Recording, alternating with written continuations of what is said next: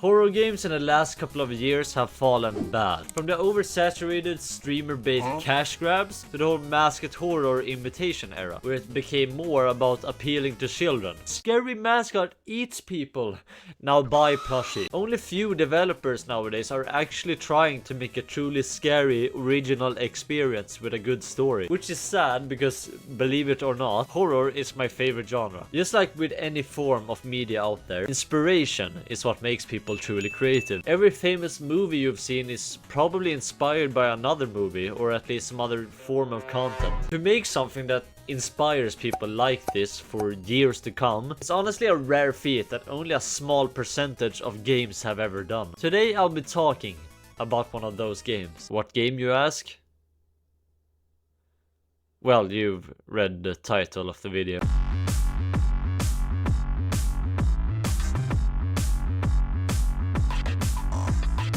Wow! He's making a video essay about Outlast?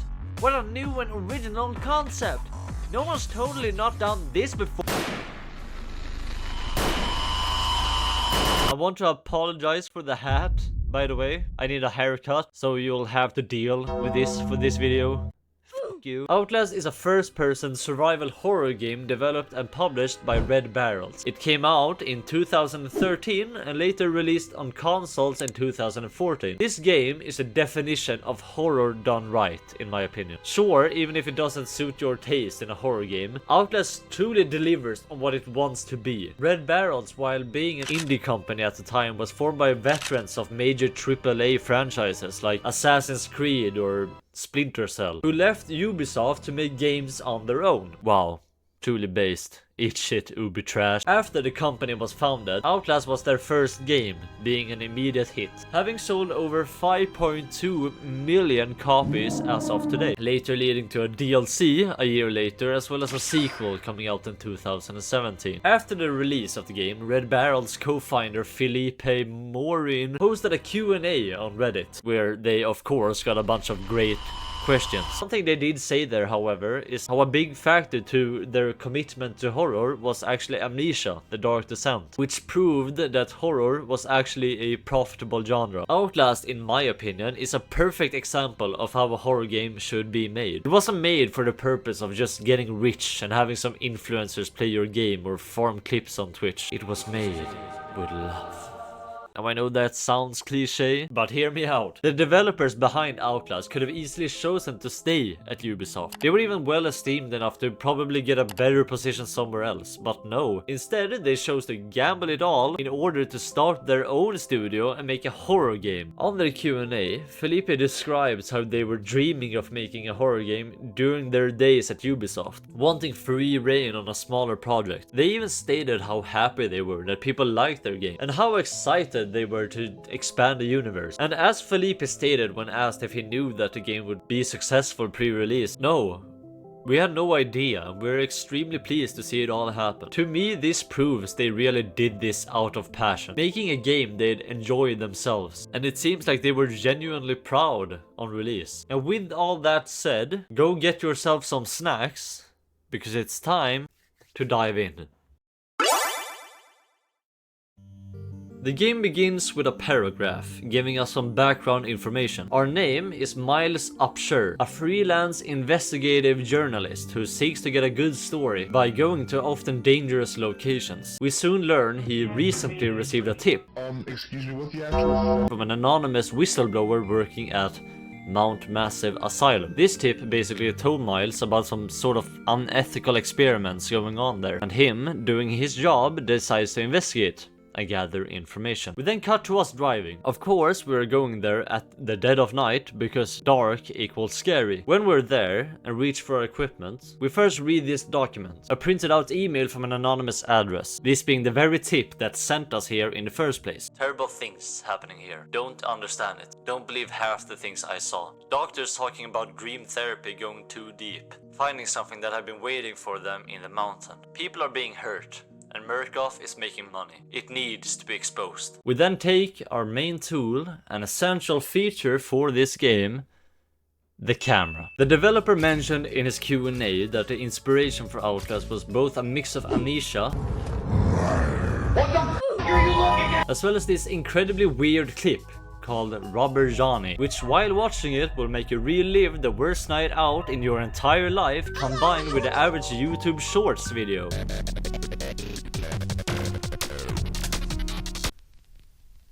This video here is the inspiration behind Outlast's infamous green night vision aesthetic. Even today, seeing a green night vision effect has a 50-50 chance to make someone either think of the military or playing Outlast. Truly factual information. It's actually really simple. Rather than having a flashlight or lantern like every other game, you just have night vision. Yet it's somehow genius. Sorry kids, I meant big brain.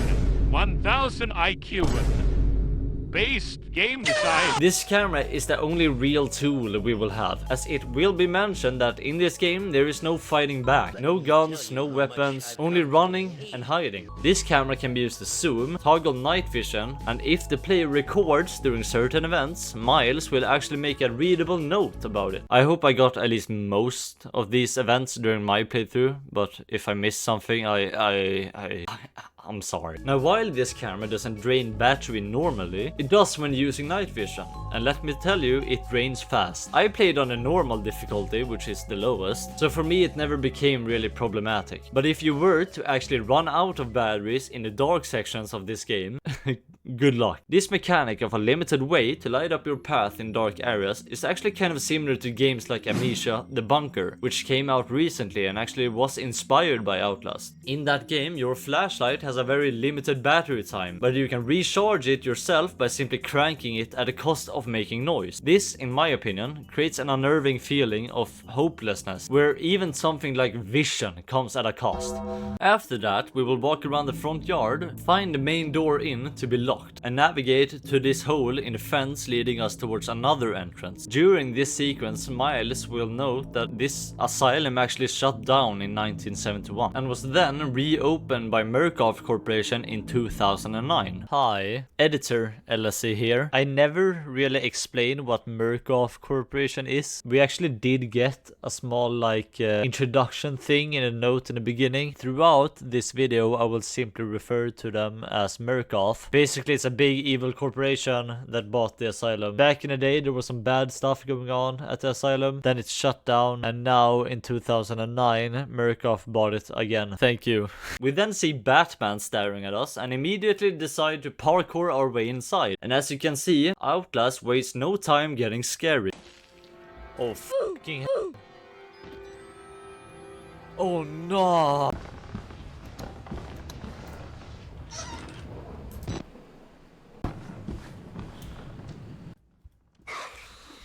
What the fuck is that? Oh.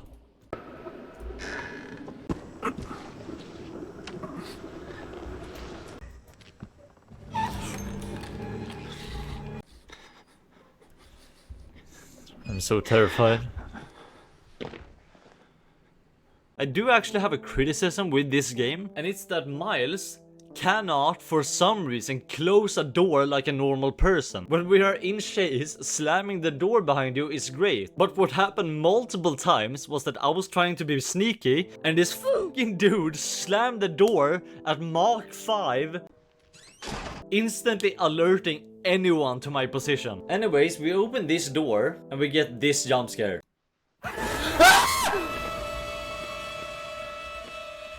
This jump scare on its own is not even that crazy, but it was to this point that the game has actually managed to build up so much tension and such an atmosphere that the player is just on edge. Kind of like how a prey animal who hears a small noise in the woods will gradually prepare to flee if something were to happen. So when we do get this jump scare, I screamed and instantly tried to leave. Going through this room, we walk past these tied up decapitated corpses, and if you were wondering where the heads are, worry not, they are right here on a shelf. This is also when we get the first major interaction of the game, as we walk up to this dying soldier penetrated on a pole who shares his last words with us. Oh my god.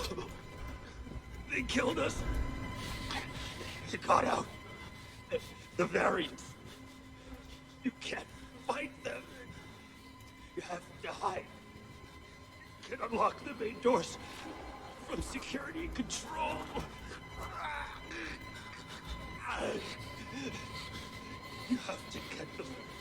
out of this terrible place. This tells us a few things. One, something called the variance is roaming around freely here and is killing a bunch of people. And two, we can unlock the main doors from the security control room in order to get out. I do think it's intentional to detail that this seems to be a soldier, someone with training and weapons of professional grade, signaling that us, a reporter, stands no chance at all against what is lurking here. We then go on to look for this security control he mentioned, but it's not before long we get to this scene. Oh my god! Oh my god. Oh, that is Chris Walker, one of the main antagonists of this game. Chris Walker is Mount Massive Asylum's grotesque patrolman, a self-appointed position he has taken on. That means that yes, we will meet this guy again, and again, and again. And he throws us down into the main lobby / administration room, and as we wake up we meet this priest. This guy will also be a very important character later on, but for now he just kinda says that we're an apostle sent from God and that we have some sort of calling. Anyways, we now find ourselves trapped. It is from this point onwards that we no longer have the option to leave. The door is locked and all windows have iron bars on them. It is now we get this objective that will be our objective for the foreseeable future: escape the asylum. Here, Miles notes the following. I'm inside. Bodies everywhere. Blood, burn marks, heads lined up like bottles behind a bar. Dead Murkoff scientists hung from the ceiling. Their badges say Murkoff Advanced Research System. Murkoff's longtime MO has been to profit off the exploitation of supposed charity. Fuck the third world and bankroll another million. How did Murkoff think they would make money off a building full of crazy people? They're some kind of tactical cop, pinned like a pig on a spit. Tells me to get the fuck out and then dies. Would have been a good thing to hear when I could still leave the way I came. We also soon find a document on their main desk. This document mentioning something called Project Wallrider, as well as 4 fatalities they are seemingly trying to cover up. During this time of us making our way to the security room, it becomes increasingly apparent that we are not alone. Things like slamming doors, a guy sitting on a wheelchair in the distance, another man sneaking around. You might notice at this point that there is a lot of men, and we haven't seen a single woman. Well, guess what? We actually won't see any woman for this entire game. Yep, this 7-hour game with hundreds of NPCs doesn't have a single woman in sight. And there actually is a lore reason for this, which I will talk about later, but trust me, it's weird. Arriving at the security control door, we find that it is locked and requires a key card. Going through the opposite way, we walk past this wheelchair guy and get to this room. A crowd of broken men watching a dead channel. They survived whatever happened here, but nobody's home. These people show us just how broken these patients have become, with the third one actually showing vital signs of having played League of Legends. We get the key card, and on the way back, of course, the wheelchair guy jump scares us and totally did not give me a heart attack.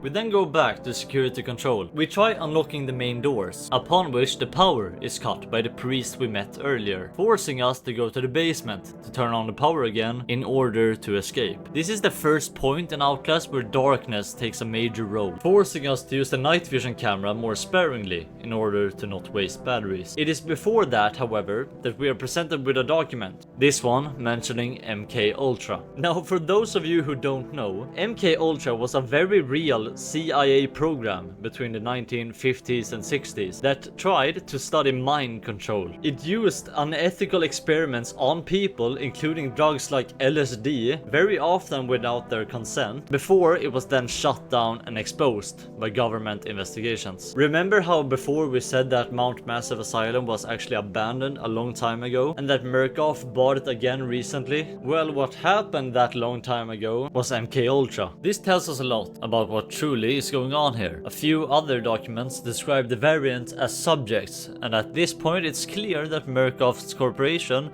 is actually doing some messed up things behind the scenes. Walking in here, we learn that in order to make the generator work, we need to turn 2 gas pumps. The first one being in a room right here. However, upon turning the valve, another variant appears.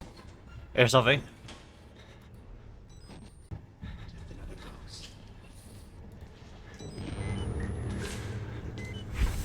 making this into some kind of run and hide section, where we need to hide in various locations while simultaneously looking for the other valve. There is a couple of these types of sequences in the game that all manages to be different enough to still be new and terrifying each time, usually involving trying to do a task while avoiding some kind of threat. The music here, the danger and the scare breathing of Miles makes it actually really immersive. Like, I'm not kidding, playing through these parts made me hide like my life was on the line. Pulling the other valve, we have a last sequence of switching on the generator, escaping the basement and getting back to finally escape.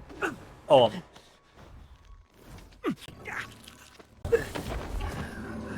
I'm sorry, my son. I didn't want to have to do this to you. But you can't leave. Not yet. There is so much yet for you to witness. Will you see it? Can you? Our Lord, the Wall Rider, tearing his truth into the unbelievers. The only way out of this place is the truth. Accept the gospel, and all doors will open before you.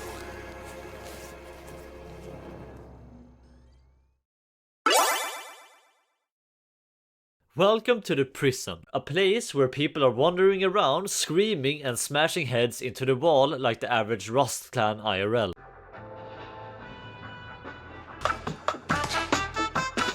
This place is vile, and I think from this point onwards I should put a disclaimer that if you have germophobia, this game might be a bit rough. Just ignoring all the body horror and gore. There's a lot of non-hygienic activities going on here, to the point where one of the cleaner areas in this game is the sewers. Most of the prison cells here are empty, so we make our way around until we meet these two brothers, known as the Crest Twins. And might I say that these two guys have the best dialogue in all of the games. I don't care. They're talking about killing us like they're discussing what to order at McDonald's. Maybe Father Martin's man.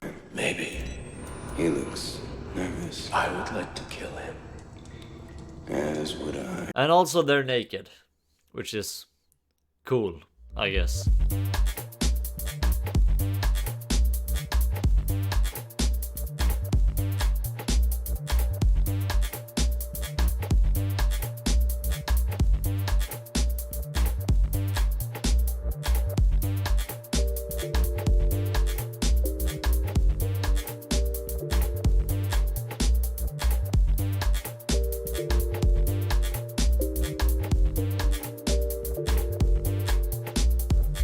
Moving on, we shimmy across a ledge, go through an airlock and eventually walk through to find this crazy guy mumbling the words, "Only way out is down." We follow the arrow and go down the hole, walk through a corridor, witness a murder, get chased, you know, the average day in downtown Birmingham. I just woke up in a fucking steaming mood, yeah? Because I live in a shithole! Eventually we make it back into this room where we press a button and are told to follow the blood. I feel like now I should admit that the gameplay of this whole section was very immersive. So immersive in fact that I failed to say anything for about an hour, which in terms of game design is actually a really good thing. Horror, in my opinion, is by far the most immersive genre of games. This is because horror as a whole is meant to trick your brain subconsciously that you are in danger. Some people who have played a bunch of horror games will over time be less affected and scared because the brain learns what experiences are safer than others. This is also the case with dangerous sports like skydiving, where the first time is by far the scariest. The character, Miles, who we play as, actually never has any dialogue, only breathing that varies in intensity based on the situation. When asked if the developers ever considered giving Miles any lines, Felipe actually said yes. While some people like dialogue from the protagonist and some don't, it was simply cut because of scope management.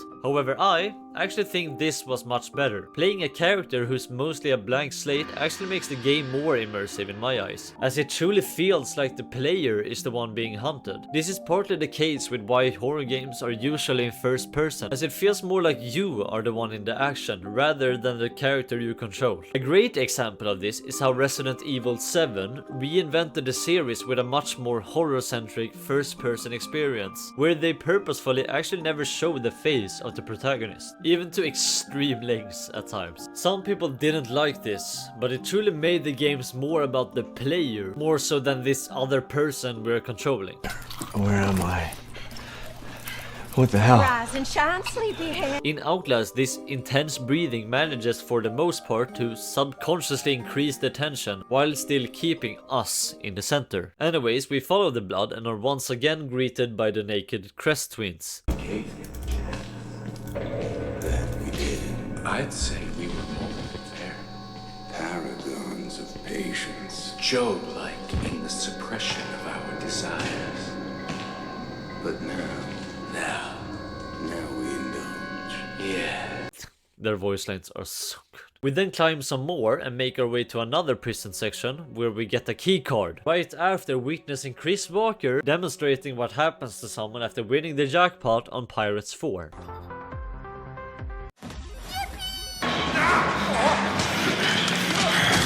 We use the keycard to access another area, and now we get the objective exit through the showers. This is also when we get one of my top 5 moments of this game, as we see one of the Crest twins behind us and another one in front, forcing us to jump out through this shattered window and climb on the outside, all the while listening to another example of their great dialogue.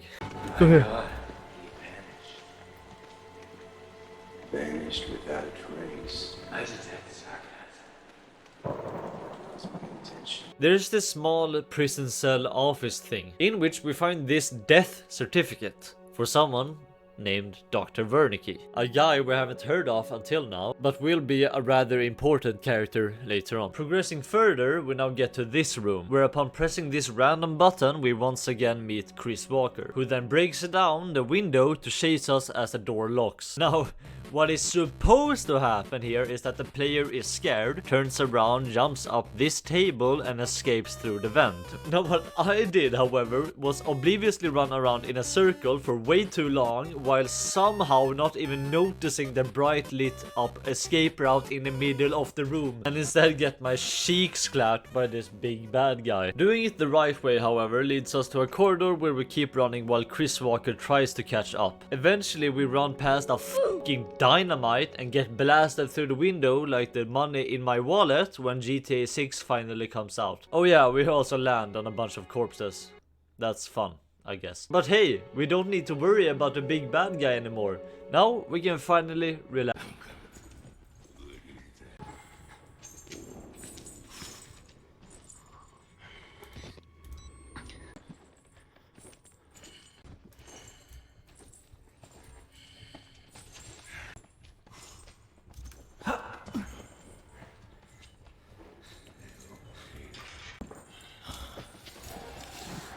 Run, run, run. Oh my god. Go in here. Okay, there we go. Now we can finally chill in some arena with this guy who is walking towards me and a bunch of other prisoners. Remember this? Yeah, we are down here now. Eventually, however, we climb our way up through the prison block to finally reach the showers and jump down this hole. Finally, we escaped. Now we don't need to deal with that filthy prison anymore. You gotta be fucking kidding me. The first thing we find here after wandering around is a note that mentions that this is the gift of the wall rider.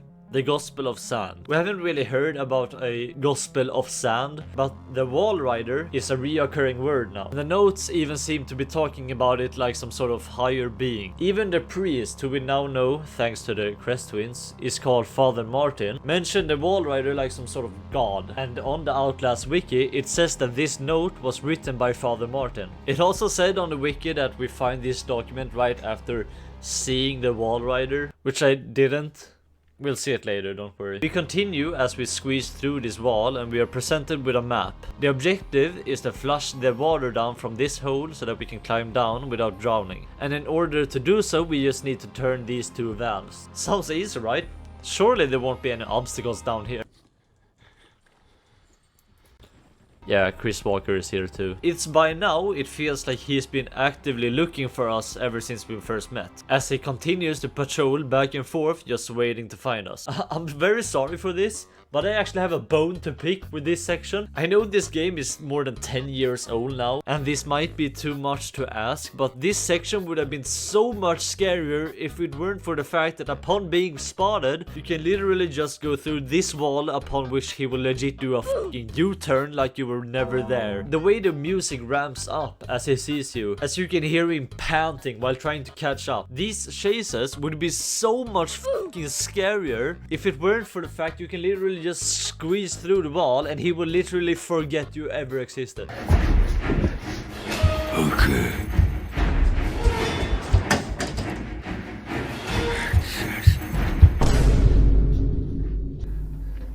Anyways, we follow the map to turn both valves. We finally escape him and then we climb down this ladder, making our way through the darkness to another ladder we climb up. We also make eye contact with some guy when climbing, but Miles doesn't even react. Once we are up, we listen to this noise.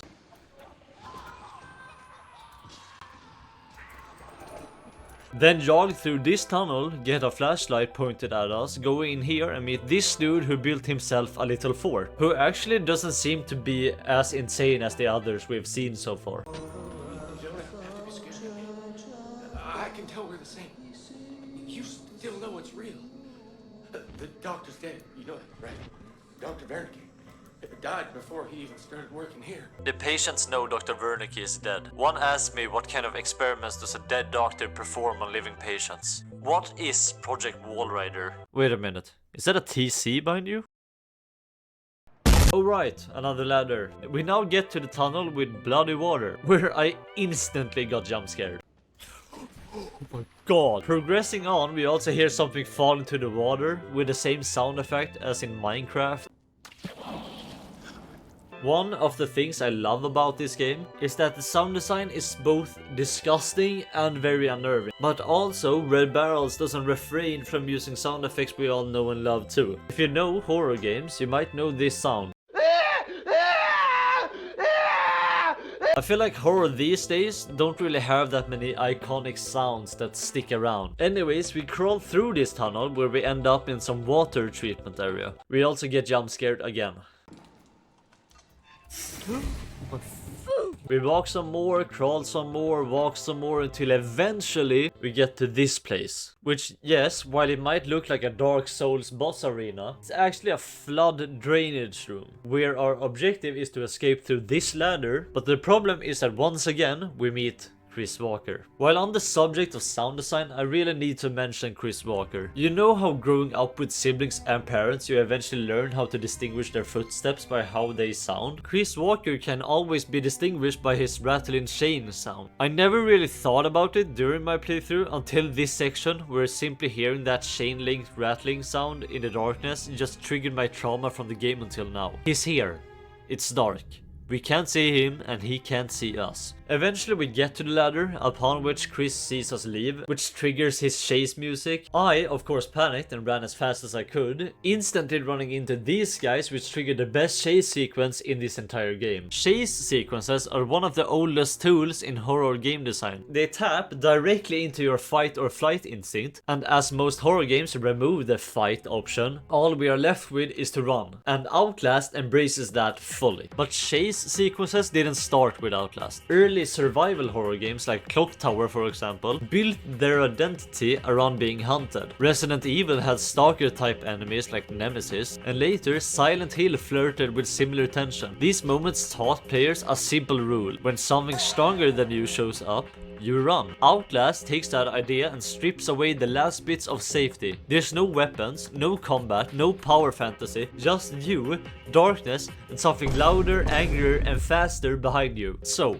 what actually makes these chase sequences scary? First off, clarity. The player needs to instantly understand the stakes of the environment. Outlast level design actually leads you into recognizable paths. Doors that slam, furniture you vault over, and light guiding you forward. Even while panicking, you still kinda know where to go. Second off, unpredictability. Any chase loses its spark if you know exactly what the AI will do. Outlast, while being an old game, actually has a pretty impressive AI. Chris Walker can vary his route out depending on situations. The game is kinda linear, so you're never running the same path twice, and that unpredictability keeps the adrenaline high. Third thing is vulnerability. If the chase isn't hard enough and a player feels too safe, the chase stops being horror and becomes an action set piece. Outlast keeps you fragile. One mistake and one wrong turn is enough to get you caught and beat up until you're blue, like you should do with that like button. Another game that did this really well is Little Nightmares 1 and 2, where you literally play as a defenseless child running from these unimaginable horrors that will all fuck you up if they catch you. A game like Garden of Banban, however, is a good example of what not to do. Yeah, my webcam works now. First 2 batteries. Battery here.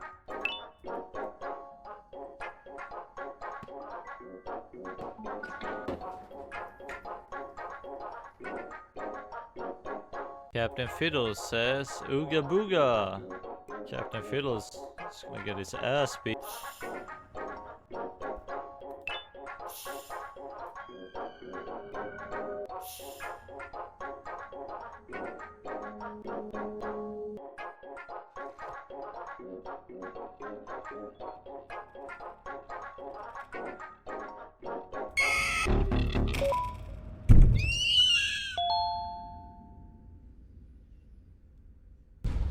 Look at how this bird, called Opila bird, chases us slower than a Minecraft zombie through this wonky weird walkway thing, until eventually what you're supposed to do is click here and then she fails the jump and boom, you won. Anyways, eventually while running from the variants, we hear this voice of someone offering help. We jump into this dumbwaiter at the nick of time, slowly leaving all the variants behind. We're finally safe.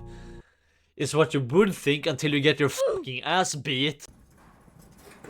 You made the right choice here, buddy.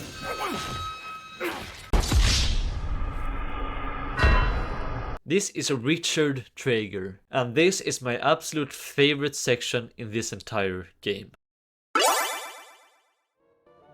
I'm gonna explain to you now why this is objectively the best chapter in this game. First off, this is the first person we've met so far that isn't a dying soldier who actually seems to be intelligent. I mean, yeah, he's a psychopath like the rest of them, but Trager actually seems to talk to us like a human. Healthier than you look. A little cardio wouldn't kill you. Richard Trager is said to previously have been the head of business here at Mount Massive Asylum, as well as a research developer for Wernicke Corporation. While nowadays he's an insane surgeon of the male ward who brutally experiments on the patients in order to gain knowledge about biology. He eerily fucking taunts us while having us strapped to a wheelchair, showing us the exit while remarking, You wanna head out and take a stroll? Go ahead, I'll wait here. This dude who literally has us tied up seems like he can do whatever he wants to us now. And there's flat out nothing we can do about it. I literally felt like Hector Salamanca listening to Gus talk about murdering my family while I can't even move. He then takes us up the elevator through to this bathroom where on the way there he makes the most disgusting remark I have ever heard. We see this guy screaming and struggling and Trager says this. You're putting that tongue to any use anyway.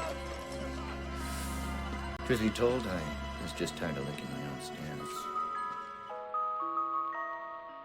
He then proceeds to set up his camcorder, shows us his ass, then he shares his worries that we've been spending too much time with Father Martin, and then he proceeds to grab his big ass bone shears out of the urinal and cuts our fucking fingers off, and then leaves. That, horror developers, is how you introduce a villain. For every section so far, we've primarily wanted to escape because it is the objective. But the mail ward, I can confidently say, is the first area I genuinely wanted to leave as a player. It's the way that after we escape, Trager is relentlessly looking for us and tormenting us, as our goal becomes to unlock the elevator to escape, and in doing so we need to find a key. The map layout here is full of these shortcuts where we'll multiple times see Trager pop through, and the only thing that's on our mind is what will happen to us if he catches us. Sure, Chris Walker would probably beat us to death, but Trager, we have literally no idea what he wants to do to us. As we see this guy's patient strapped to various tables with God knows what removed. But now you're probably asking, well LSA, just wandering around some hospital looking for a key while avoiding a bad guy doesn't seem too hard. Oh boy.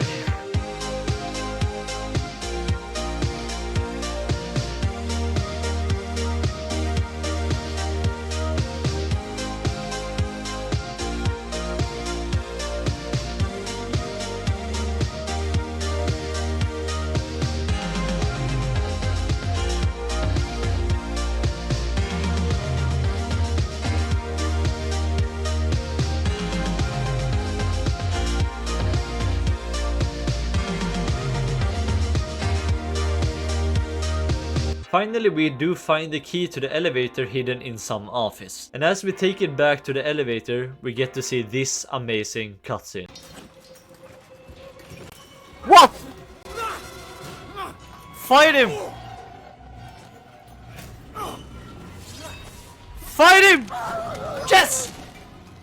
Oh! Oh! There's something special about chase sequences in games that end up with the antagonist dying. Because it's not a boss fight, it was just them making a last-ditch effort to catch you and failing miserably. We literally get this roller coaster of emotions as we think we are free. We see Trager attack him as Miles fights for his life, just to get the guy out of the elevator that keeps moving. Eventually, out of sheer luck, Trager gets pushed out, tries to crawl back in, and we watch with adrenaline as he gets crushed by the elevator. Yeah, in Poppy Playtime we run from this big evil monster and eventually it dies and it's cool, but what those games lack is the realism. And no, I'm not saying Outlast is realistic at all, but the way we are so emotionally immersed at this point, having hidden from this scary ass dude for a while now, this human panic reaction of just trying to get this psychopath off of you, and just by adrenaline and luck we manage to just get him out as he gets killed in front of us, both securing that we made it and also that we won't need to worry about this antagonist anymore. Remember how I talked about how horror is the most realistic genre? This kind of horrific moment is something only horror games can do. We proceed to make our way out of the elevator, seeing Trager dead and crushed, and you might think to yourself, what does Miles have to say about this? Out of pocket for that shit. I wanna add that I kinda like how Miles' notes can be a bit unserious at times. It's not at the corny degree of Resident Evil, Where's everyone going? Bingo? but it's actually kind of realistic in a way. Like, it feels like after surviving something this horrific and unlikable, it's kind of understandable to be a bit cocky, just to lighten up your mood and morale. Anyways, we move on. We get down and once again meet Father Martin, who actually seems happy to see us alive, which, while he was weird and unnerving at the beginning, at this point it's kind of comforting nonetheless. He says he wants to meet us outside, and it's from this point that our new objective will be to find Father Martin. Continuing on, we enter a burning cafeteria, seeing this guy listed as the pyromaniac who speaks of his hate for Murkoff. He also tells us in a very relaxed and defeated way that we can leave through the kitchen. However, due to the small inconvenience that the kitchen is on fire, we go towards the switch to operate the sprinklers. We enter a new area and once again meet Chris Walker, my goat. Then we open two valves, go back to the no longer on fire cafeteria, get assaulted by the pyromaniac who then leaves, and then we finally get to the exit that Trager earlier taunted us with. But this time we can leave. The courtyard is also a very cool area of this game. The strong winds, rain and thunder is another example of how out of control we are, as even the weather is without mercy. Anyways, we travel left to find this shed with a key inside of it that opens the door to the other shed on the right side. Going through there, we get this encounter. This, my friends, is the Wall Rider. Remember Project Wall Rider, all that? Up until this point, we have actually seen a few notes that speak of the Wall Rider like less of a generic religious term and more like an actual living entity within this asylum. The Wall Rider is basically like a ghost. A specific type of ghost, described as a mara, which is Swedish for mare. A mare is an actual Germanic folklore myth of a ghost that sits or rides on your chest while sleeping, which in turn is the reason we have nightmares. Hence it being called nightmares. In Swedish, it's even just called mardröm, which directly translates to mare dream. In Outlast, this mare is a real thing. However, it's called a wall rider and even sometimes being referred to as the Swarm. That name might sound weird now, but I'll explain it later. We climb up the roof and do some parkour, then get to this fence, climb under it and make our way to this hole. Jumping down, we find ourselves in another open area. And I'm gonna give you a quiz now. Who do you think we meet here? It's Chris. It's Chris Walker. Evading him, we pass some more variants, do some more parkour, and oh look, an exit. Surely we can leave now. Alright, we run around and manage to get around him, eventually making our way to the female ward. Remember how I commented on the fact that there's not a single woman in this game? Neither patients or employees? Well, the reason for that is actually found on this document right here. Hi, Editor Ludwig here again. I don't actually know why I said that we find the document here, because we don't. We find the document in the prison. Also, if you have watched this far into the video, I really want to say thank you. Hope you're enjoying it. And if you are, feel free to leave a comment or a like or something. It would be really nice. I'm a very small creator, so yeah. Apparently, the female patients and staff had a problem with phantom pregnancies that all nearly had a 100% fatality rate. This is why when we get to the female ward, it's completely ruined and collapsed, even more so than the rest of the asylum. These pregnancies are due to something that I actually haven't told you guys about yet. Something called the morphogenic engine. When reading the countless documents and lore in this game, we have only heard mentions of this thing on occasion, but I can promise you, you will hear about it more. Moving on. After entering through a window, we see once again Father Martin. You saw the wall rider, didn't you? You're beginning to understand, but not yet. Even Abraham had to cast his eyes to the ground. The floor, however, is completely collapsed, which will be a reoccurring theme in this area. We travel up a staircase with arrows drawn in blood indicating to travel up. After doing some parkour, we reach the top, where we find Martin explaining the following. Nearly here! You can cross from the upper floors! We then find an empty fuse box, and just like every horror game that has literally ever been made, we need to pick up 3 fuses to give it power. Something that took me an embarrassingly long, painful time to do. This dumbwaiter here then sends the key displayed inside down to the laundry room below. Aww.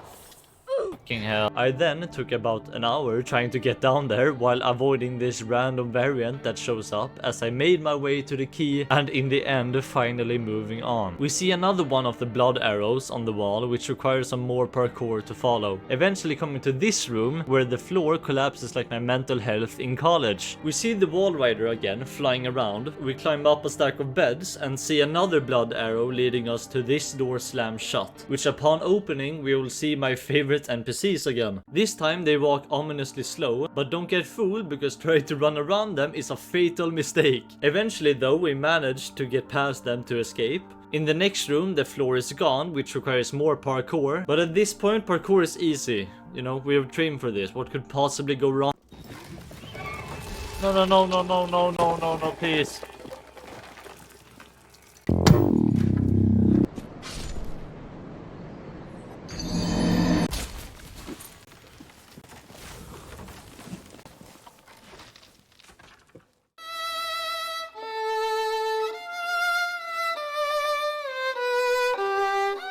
Yeah, this sucks. At this point, we haven't realized how much we've taken the night vision camera for granted, as we are forced to make our way in sheer darkness to retrieve it, only using small specks of light as navigation. Horror games that force you to give up your assets in order to make you suddenly feel even more vulnerable than you already are, especially just when reaching the point where you're feeling somewhat confident, are great, in my opinion. Another example is how in Resident Evil 8, there's this moment when we lose all our weapons and loot, as we are forced to complete an escape room as well as run from this big baby monster, which reminds us of how fragile we are. We ultimately find our camcorder in a computer room, which immediately spawns multiple variants that chase us until we escape through a hole in the ceiling. You might notice now how our camcorder has a crack in it, as even our only tool to see in the dark is slightly worse, which symbolizes how Miles is getting weaker and weaker in this place, eventually making it back to the room where we lost our camera and jump up, successfully getting to the next area. One thing I do appreciate about this game is how every section and every area we have been in all are very different from each other. First it was a lobby, then it was a prison, then the sewers, then the mail ward, then the courtyard, and now we're inside again, but this time the whole building is collapsed. All of these areas fit in the world and at the same time build their own atmosphere, which is very cool. Finally, we are at the upper levels that Father Martin told us to go to about 2 hours ago. At this point we are nearing the finale of the game, finding more and more clues about what's going on here. We learn that Father Martin, who was previously a patient at the asylum, initially simply suffered minor delusions of a higher calling according to the documents we find about him. Also, even his title as a father is questionable, as while he does talk about God and wears Christianity themed attire and crosses, his preachings doesn't really mirror that of Christianity. Earlier he wrote about the Gospel of sand, which is not something from the Bible, and in it said this God is real, implying that this God in particular is different from the normal God, and according to him, as opposed to the Christian God, this one is the real one. The real God he's talking about being the Wall Rider, claiming that its very existence and revelation is enough to devote oneself to it. Moving on, as we push through 2 narrow passages, we are once again greeted by, say it with me, Chris Walker. After hiding, we eventually are able to get past him into a vent, which we have to push a body out of to move on. You might notice that this is the same area that we started at, which it is. Good job. We now meet this variant telling us the following. You're here. Yes, I'm supposed to tell you. The key to the house of God is in the theater, behind the light. In the theater, behind the light. You have to see the movie, so that's where he left the card. Okay? Alright man, sure. I'm going to the theater now, happy. Oh look, someone playing the piano. Oh, I'm sorry, goodbye. Anyways, now I'm here. What's so important about this? God. Clearance Sierra Alpha, subject Dr. Rudolf Wernicke, 14866. In June of 1943, you recorded 3 instances of spontaneous bleeding. Half a dozen test subjects began to develop brain tumors. Yes. The autopsies revealed that the tumors were pure lead. Can you explain why the results could not be reproduced in the United States? I have my theories, my homeland in those years. It's impossible to understand the things we felt, what we believed. You're saying the experiment needed... The proximity to death, to overwhelming madness.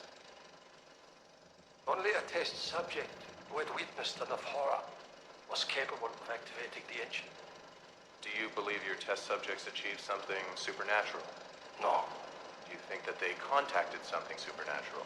nothing is supernatural. If you are confused by now, don't worry. While playing this, I had absolutely no idea what anything here meant. But afterwards, I have learned that this is actually a pretty major lore drop. Basically, they're talking about lucid dream control in an interview with Dr. Wernicke. Remember the guy I mentioned before who was dead? You hear how he said that nothing is supernatural, which we would disagree with, right? I mean, we've literally seen a ghost flying around, even videos of people being thrown around by nothing. Well, strap in, because it's time for the rundown. The Wall Rider is not a ghost, or a supernatural entity, rather a being made of thousands and thousands of nanomachines.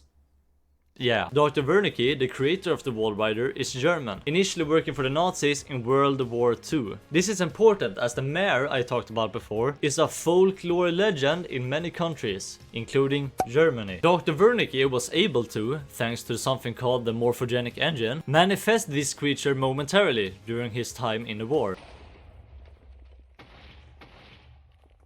However, due to Germany losing, he was never able to pursue studies any further. However, later on, after the war, the United States launched something called Project Paperclip, in which Wernicke was brought to America in order to continue his work. However, it didn't work.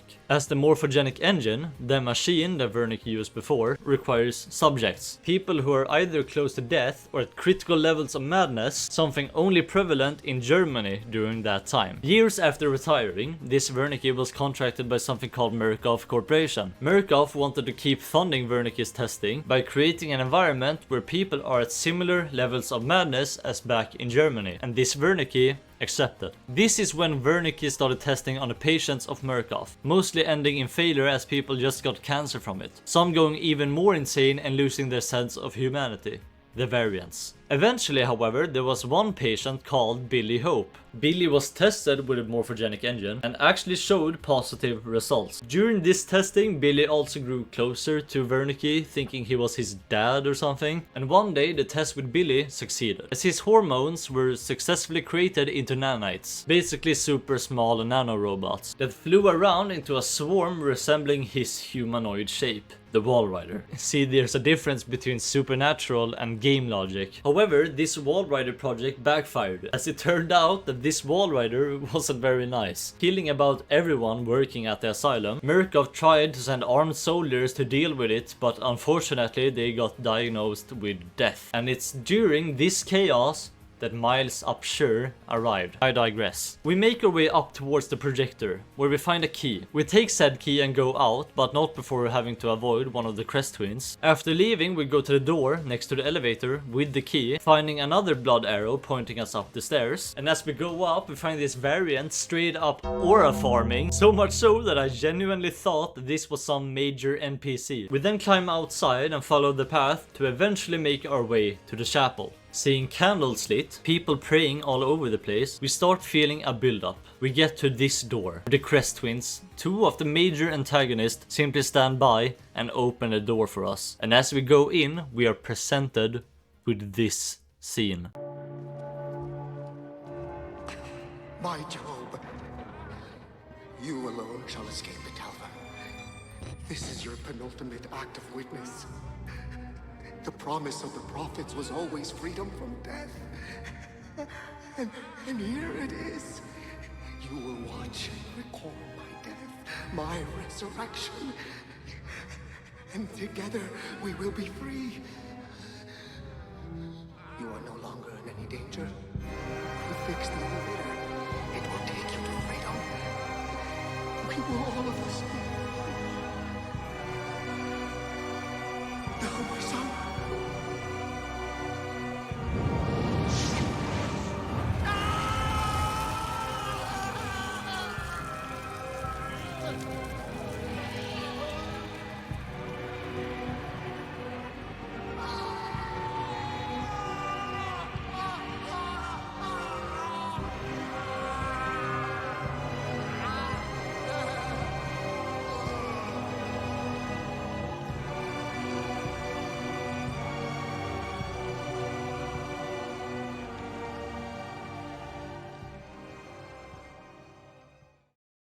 Martin's suicide on the cross was kinda sad, as we know that his faith is completely made of lies. All these people, probably persuaded by Martin to actually see some kind of hope in this hell on earth, are all praying to something that simply isn't what they think it is. In their eyes, the Walrider is a god, or at least something sent from God. Martin, who has been sort of good to us thus far, simply wanted to get out of here. He thought that by sacrificing himself as an offering that he could be accepted into some kind of heaven. Maybe even thinking that this would help his followers too. But what he doesn't know is that the Walrider is not some higher being, it's just a result of technology. Can't believe Father Martin won up Jesus Christ himself in shitty ways to die, and I don't believe I'm going to miss him. A way out.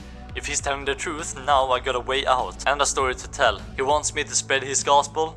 I'll tell the whole fucking world. We leave the scene. The Crest twins closes the doors after us, even they having seen some kind of hope in Martin's teachings. As we once more avoid this Chris Walker. Seriously, not now, man. Finally, we get to the elevator. Finally, we can leave. We've seen the cool ending cutscene. Now we just leave and tell the world about this place. Finally, it's so over. Oh, no. There's more.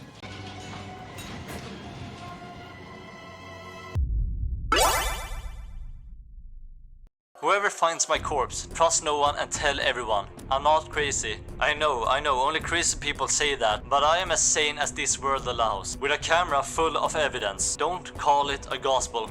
Call it a mockery of reason. Let the world know it is Murkoff's fault. Bury these bastards with my mutilated dead body. The lab is the final chapter of Outlast. We enter the room of the brutal killing of the Murkoff soldiers we were shown at the beginning of the game. Making our way past them, we get to a door that triggers an alarm, as we finally have to face off against the wall rider. We run until finally getting through to a set of doors. Shit, not you, not now. Oh, fuck off.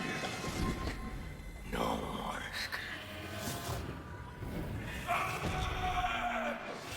What?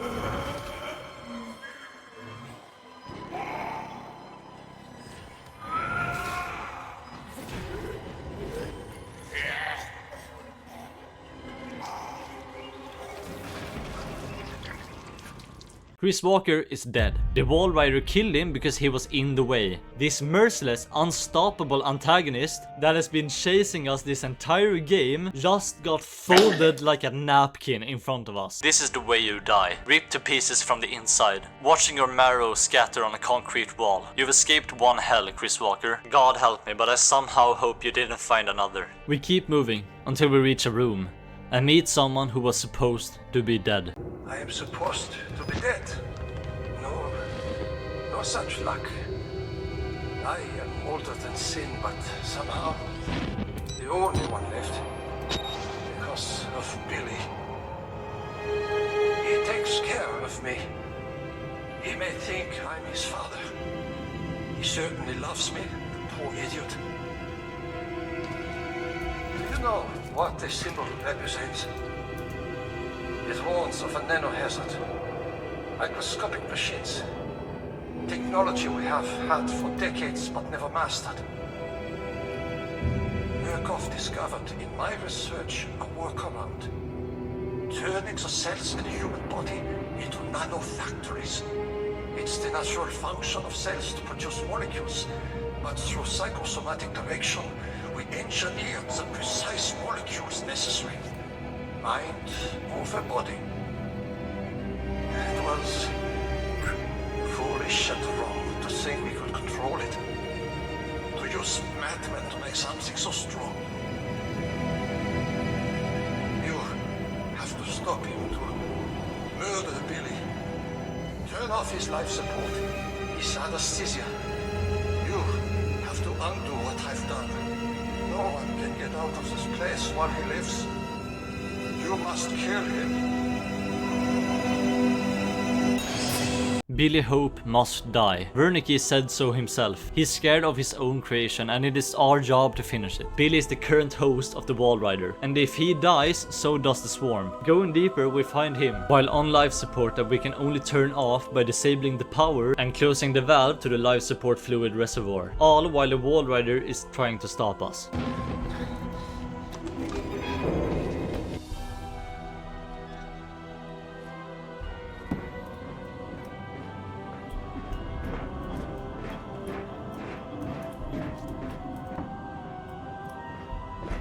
After we turn the valve to the reservoir, we run to shut off the power. Being chased by the wall rider, we run up the stairs. Jump off gaps we can't survive to fall down, and eventually shutting it off. We have to go back, but when making the jump back to the staircase, the wall rider grabs us and throws us down. Oh, I couldn't. I'm dead.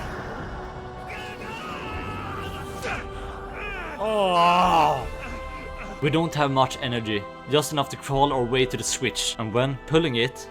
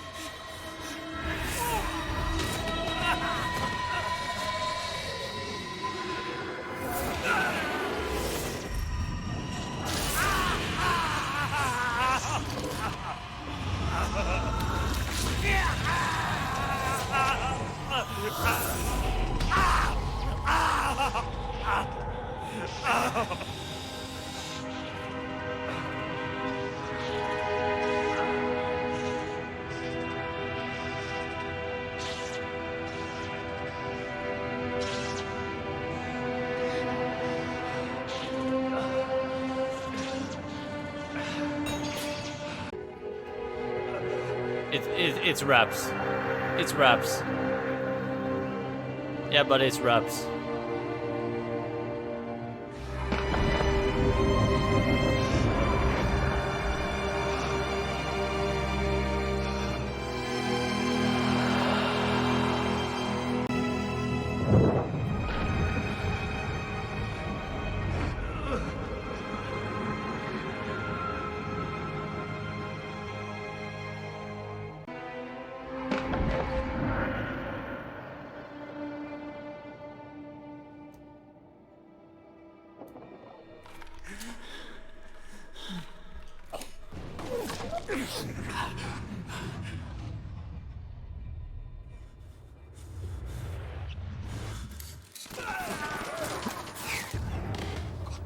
Himmel.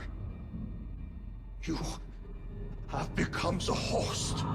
Miles turned the switch to kill Billy Hope, the host of the Wall Rider that keeps it alive. And in order to survive, the Wall Rider took control of Miles' upshirt as its new host. That's why we got shot, if you were wondering. We can see what happens afterwards in the DLC, Outlast Whistleblower, which I will unfortunately not cover today. But if you do want to see that, consider subscribing. Outlast is hands down one of the most influential horror games out there. It was a game that popularized the run and hide first-person survival horror subgenre that we see in games like Resident Evil 7 and 8 as well as Amnesia. Basically the whole concept of trying to do a task while avoiding, hiding and escaping some patrolling antagonist that wants to kill you in first person. My relationship with this game has changed drastically while making this video, as at first I honestly didn't know much about it, other than it being the scary night vision horror game. But now, having invested myself into this story, this surprisingly well done horror, sound design and lore of a game made more than 12 years ago, somehow outshines every horror game that I've ever played. Except Resident Evil 7, because I'm very biased. I played Poppy Playtime, The Bunker, Dark Deception and a bunch of indie as well as AAA horror games that are newer, yet only few can ever hope to compete with what Outlast did, especially for its time. If you're watching this video to this point, I really want to thank you. It took a while to make, but it was a real fun journey. I want to make more, perhaps one on the DLC or Outlast 2, and I also have some major plans for 2026. So if you do like this kind of long form video essay walkthrough thing, I once again ask you to show your support by subscribing and joining my very small community. Having all that said, I highly suggest you, or at least someone you know, give Outlast a try, even though I just spoiled the whole thing.